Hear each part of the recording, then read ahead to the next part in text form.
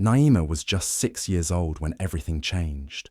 Her mother, the one who used to braid her hair and sing her to sleep, died after a short illness. From that moment, the world seemed colder, quieter, and far less kind. Naima lived with her father Musa in a small village near Kitale, Kenya. He did his best to care for her, but grief hung between them like a heavy curtain. Still, Naima was a bright little girl. She had a deep love for books. Stories became her escape, her safe place. The pages filled with adventures and dreams far away from her sorrow. Musa saw how much Naima loved to learn, and he wanted the best for her. But he also believed that a child needed a mother. So when he met Zubeda, a woman who spoke sweetly and carried herself with grace, he thought she would bring peace back into their home. He hoped she would love Naima like her own. That was the dream. But dreams don't always come true. At first, Zubeda smiled and acted kind. But behind her eyes was something Naima couldn't quite understand. A shadow, a stiffness. It wasn't long before that shadow darkened the whole house.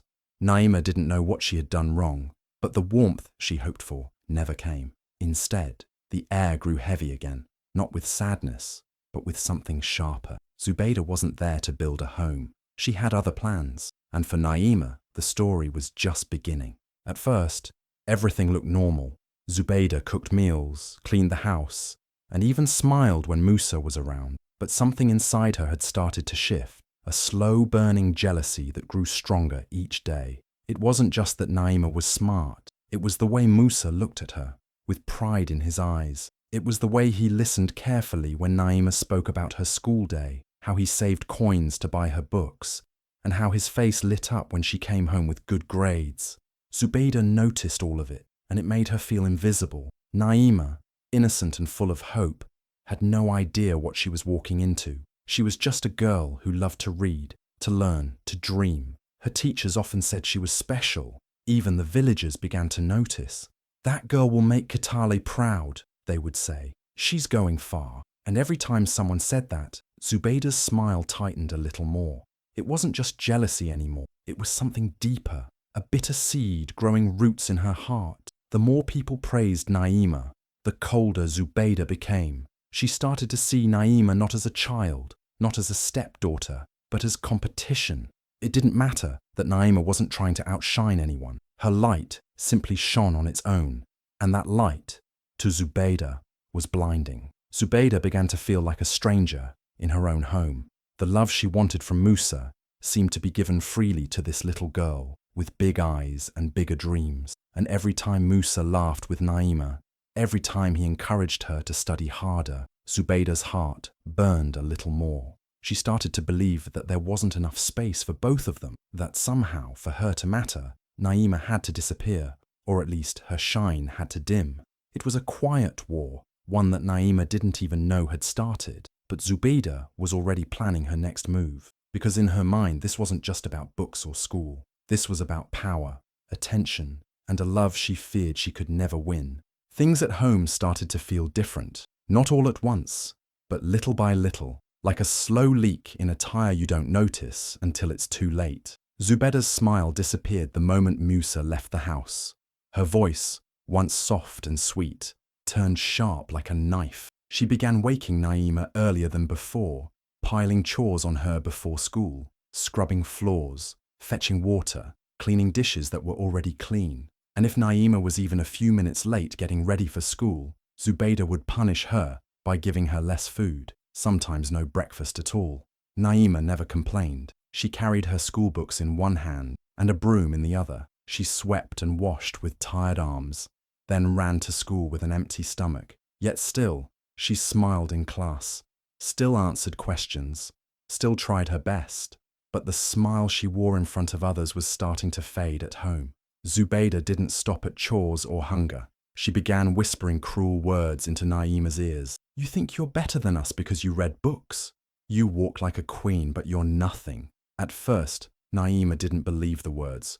But when you hear something again and again, it starts to sting, even if you know it's not true. Still, she kept quiet, not because she wasn't hurting, she was, but because she loved her father too much to bring him pain. Musa didn't see what was happening behind his back. He came home in the evenings tired from work on the farm, and Naima didn't want to be the reason his smile disappeared. So when he asked, "How was your day?" she always said, "It was good, Baba," and he believed her. Why wouldn't he? Zubeda made sure to act kind in front of him, serving food, laughing at his jokes, pretending to care. But when his back was turned, her eyes told a different story. Naima felt alone, but she held her pain like a secret treasure, quietly, tightly. She thought if she could just be strong, just keep going, maybe things would get better. But deep down, something in her heart was starting to crack. The sun was hot that afternoon, the kind of heat that makes everything feel still and heavy. Musa had left early for the farm, like he always did, and the house was quiet except for the sound of birds in the trees. Naima was inside, rewriting her science notes carefully, her handwriting neat, her eyes full of focus. Then she heard Zubeda call her name from outside. "Naima, come here." She quickly put her pen down and stepped outside, wiping her hands on her dress. What she saw made her heart stop. In front of the clay stove, Zubeda stood with her arms crossed and a strange, cold look on her face. Beside her was a small pile, Naima's books, her notebooks, even the certificates she had earned from school, the ones with golden stamps, the ones Musa had framed with pride. All of them were stacked together like garbage. What are you doing?" Naima asked, her voice shaking. Zubeda didn't answer. She just struck a match. In one swift motion, she tossed the lit match into the pile. Flames leapt up like they'd been waiting. The paper curled, blackened, and then turned to ash. Naima couldn't move. She couldn't even scream. Her books, the very things she loved most, were being eaten by fire right in front of her. Every story, every note, every dream she'd written down, gone. The fire didn't just burn paper. It burned something inside her, something fragile. Zubeda stood there, watching the flames like it was nothing, like it was a chore she'd been meaning to finish. Naima wanted to run in and stop it, to save something, anything, but her legs felt like stone, her heart like glass shattering into pieces. When the last page turned to dust, Zubeda looked at her and said, "Books won't feed you. They won't feed this house." Then she walked away, leaving Naima alone with the ashes. Naima didn't cry. She just stood there, staring at what was left, which was nothing. The wind blew softly, carrying pieces of burned paper into the sky like broken wings. In that moment, Naima felt something die inside her. Not hope exactly, but the soft, innocent part of her that still believed things might be okay. Naima didn't cry that day. Not when the flames swallowed her books. Not when the smoke stung her eyes. Not even when the last piece of her certificate turned to ash. She just went quiet. Deep, heavy, soul-deep quiet. It was the kind of silence that wrapped around her like a blanket. Not warm, but cold and heavy, like stone. Her voice, once so full of questions and dreams, disappeared. Even her footsteps seemed softer after that. When Musa came home that evening, tired from working under the sun, he noticed something strange right away. Naima wasn't at the door to greet him like she usually was. She wasn't smiling or telling him about her day. Instead, she sat on the floor of her small room, hunched over an old notebook with a pencil in her hand. Her lips were pressed tight. Her eyes didn't sparkle. She looked empty. He stepped closer and saw what she was doing, writing line after line, page after page, but the words didn't flow the way they used to. She was trying to remember everything that had been in the books, every lesson, every formula, every detail, and scribbling it down before it faded from her memory. She wasn't studying. She was rebuilding, from scratch, like someone piecing together a broken mirror, shard by shard. Musa's heart clenched. Something was wrong, very wrong. He sat beside her gently. "Naima, where are your books?" he asked. She paused, her pencil still in her hand, but she didn't look up. "They're gone," she whispered. "Gone?"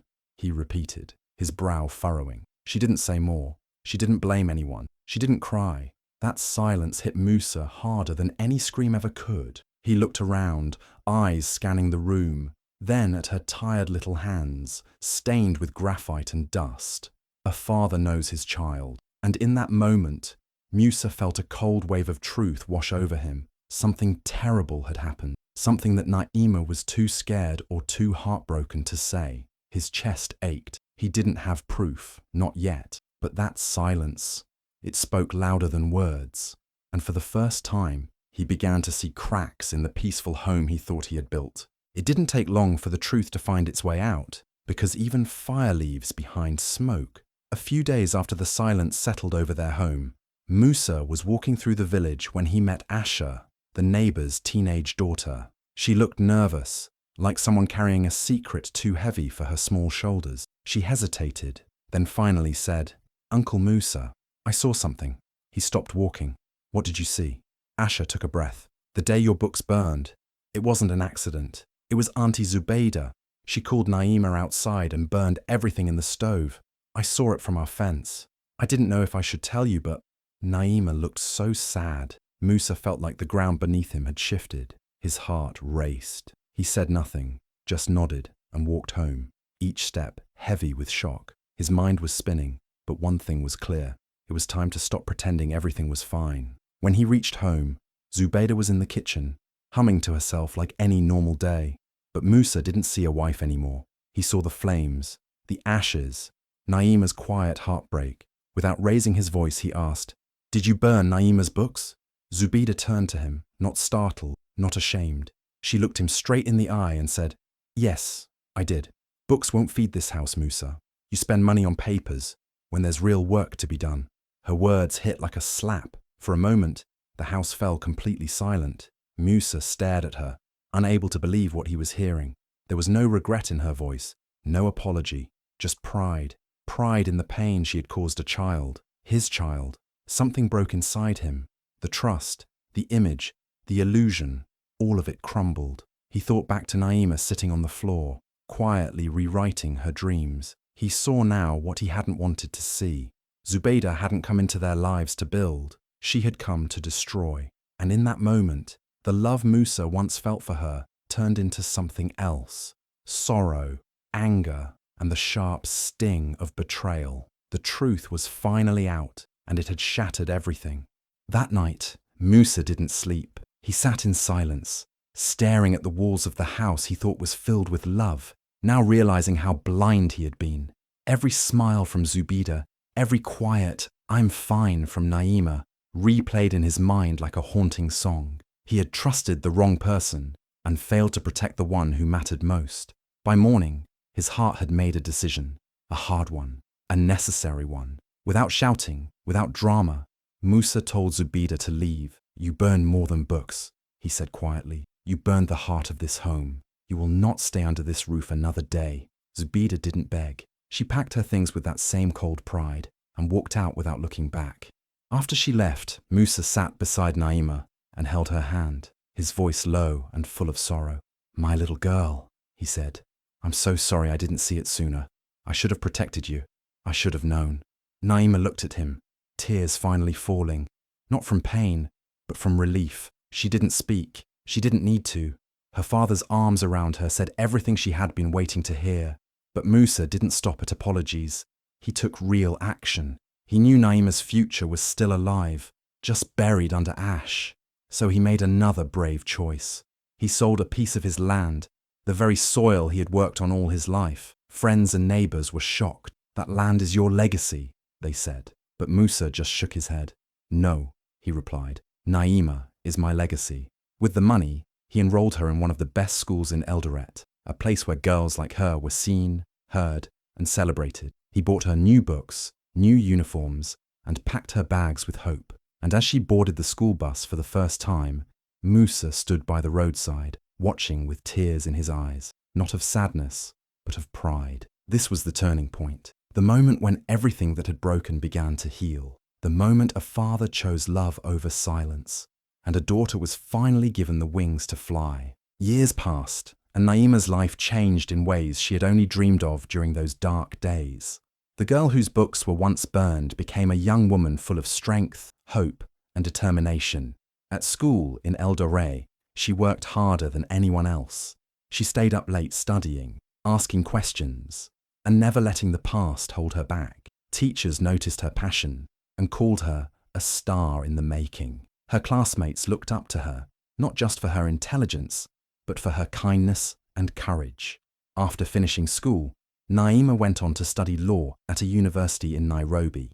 It wasn't easy. There were times when she struggled, when the weight of her past tried to pull her down. But Naima carried a fire inside her. the fire that had been lit by the pain she endured, and the love that finally lifted her up. She graduated at the top of her class, becoming one of the youngest lawyers in her community. But Naima didn't stop there. She used her voice to speak for those who couldn't speak for themselves. She travelled across Kenya and beyond, sharing her story as the girl whose books were burned. Her story touched hearts everywhere. People listened closely as she spoke about courage, forgiveness, and the power of education. Thousands of young girls and boys found hope in her words, believing that no matter how hard life gets, they too could rise. Naima became a motivational speaker, inspiring people not only with her success, but with the way she faced her pain. She showed that even when everything seems lost, strength can grow from the ashes. Her story spread through villages, towns, and cities across Africa. She was invited to conferences, schools, and events where her message was simple but powerful. Never give up on your dreams, no matter who tries to stop you. Musa watched all of this with pride. The little girl he once held in his arms was now a woman who carried a whole continent's hopes. Naima's rise was not just her own victory. It was a beacon for anyone who ever felt small, invisible, or broken. She had turned pain into power, heartbreak into hope, and her story became a light that could never be burned out again. Years passed, and life took a harsh turn for Zubeda. The proud woman who once burned Naima's books found herself alone and forgotten. Her relatives, tired of her bitterness and cruelty, had turned their backs on her. The small house she once lived in was gone, replaced by empty spaces and silence. Poverty settled around her like a heavy cloak, and every day felt colder than the last. One afternoon, while sitting outside a small shop, Zubeda heard a voice on the radio that stopped her heart. It was Naima, strong, clear, and full of hope. Naima was speaking to thousands of people, sharing her story. The girl whose books were burned. She talked about pain, yes, but also about courage, healing, and forgiveness. The words touched something deep inside Zubeda, a pain she had tried to bury but could never forget. Curiosity mixed with a strange hope, and Zubeda found herself walking to the place where Naima was giving a speech. The hall was full of people, all listening, as Naima spoke with calm dignity. When Naima began talking about forgiveness, forgiving those who hurt us, even when it's hard, Zubeda's walls crumbled. Tears flowed down her cheeks, tears of regret and sorrow for all the damage she had caused. She realized that all her anger and jealousy had not only hurt Naima, but had destroyed her own chance at happiness. Seeing Naima's strength and kindness in person was like a mirror, reflecting everything she wished she could change. For the first time, Zubeda wished she could turn back time, to undo the burning, the silence, the pain. But Naima didn't turn away. She spoke directly to Zubeda's heart without saying her name, sharing that forgiveness was not weakness, but power, a way to heal and move forward. That day, something shifted in Zubeda. She saw that maybe, just maybe, there was a chance for her too to find peace. For the first time in many years, Zubeda felt the heavy weight of regret begin to lift, and though the road ahead would be long, the seed of hope had been planted by the very girl whose books she once tried to destroy. The day Naima stood face to face with Zubeda was a moment the whole village would never forget. The woman who once tried to break her had no harsh words, no anger from Naima. Instead, Naima looked at her stepmother with calm dignity, eyes steady, and voice gentle but strong. "You burned my books," she said softly, "but you lit a fire in me, a fire that no one can ever put out." Musa stood nearby, his chest swelling with pride. He had watched his daughter grow from a quiet, hurt girl into a powerful woman who could forgive even the deepest wounds. He knew the road had been hard, but this moment proved it was worth every struggle. The village, which once whispered behind closed doors about the family's troubles, now whispered a different story, one of hope, courage, and triumph. Children pointed at Naima with shining eyes, and parents told her story as a lesson to never give up, no matter what. Naima's name became a symbol for every child in Kitale who dreamed of a better future. She was no longer just a girl from a small town. She was the pride of Kitale, a shining light that showed everyone what strength and forgiveness could achieve. And as the sun set that evening, casting a warm glow over the village, Naima smiled quietly. She knew her journey was far from over, but this moment, full of grace and healing, was the beautiful full circle she had always hoped for.